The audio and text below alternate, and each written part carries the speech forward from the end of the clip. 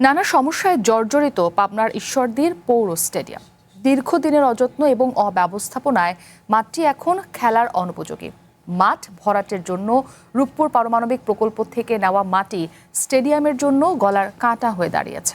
নির্জনতার সুযোগে মাদক সেবীদের আখড়ায় পরিণত হয়েছে স্টেডিয়ামটি। লাইফে কখন কি হয় গ্যারান্টি আছে, তাই ইন্স্যুরেন্স করুন সিটি ব্যাংকে, কারণ ইন্স্যুরেন্স করলে সিটিতে সুরক্ষা পাবেন নিশ্চিন্তে। 2020 সাল থেকে ভুল পরিকল্পনার ফাঁদে পড়ে ঈশ্বরদী পৌর স্টেডিয়াম।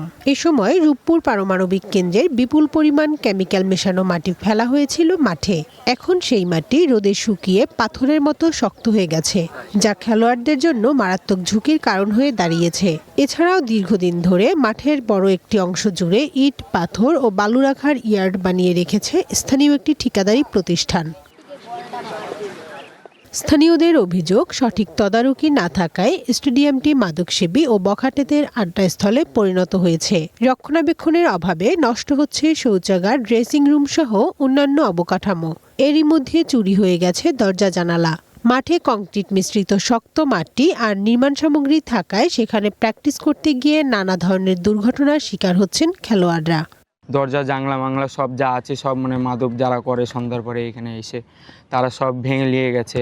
বাইরে থেকে অনেক প্লেয়ার আসে, এমনকি লোকাল আমরা খেলি, বাট এটা খেলার কোনো উপযোগী না। আমরা খেলাধুলায় আগ্রহী হতে পারছি না, কারণ মাঠ নেই আমাদের কাছে। আমাদের ঈশ্বরদীর মধ্যে এরকম একটা স্টেডিয়াম থাকা সত্ত্বেও আমরা তার ব্যবহার করতে পারছি না। কিছু ছেলে পেলে মাদক সেবন করে, এই জানলা ভেঙে বিক্রি করে নেশার সেবন করে, ওই দরজা ভেঙে নেয়। এখন এটা যদি আমরা প্রতিবাদ করতে যাই বা দেখে সারেও আমরা প্রতিবাদ করতে পারি না। বাচ্চারা পড়ে গেলে 100% হাত পাও ভাঙার সম্ভাবনা আছে। তারপরেও আমরা কষ্ট করে কোথাও মাঠ পাই না দেখে এখানে নিয়ে এসে সাইড দিয়ে আমরা কোনো রকম ফিটনেস প্র্যাকটিসটা করাই। সকলে যেন আমরা সুন্দরভাবে মাঠে খেলাধুলা এবং প্লেয়ার তৈরি করতে পারি, এজন্য আমরা বর্তমান সরকারের কাছে উদ্যত আহ্বান জানাবো যেন উনি এই মাঠটার দিকে সুনজর রাখে। মালামাল সরিয়ে নিতে ঠিকাদারকে অনেকবার চিঠি দেওয়া হয়েছে।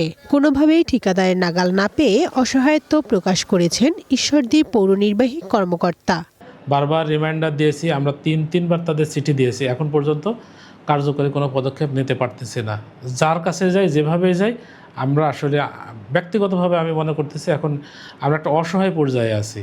ঈশ্বরদী পৌর স্টেডিয়ামটি সংস্কার করে আধুনিকায়ন করা এখন সময়ের দাবি। দ্রুত মাঠের প্রয়োজনীয় অবকাঠামোর উন্নয়ন করার দাবি ক্রীড়া সংশ্লিষ্টদের।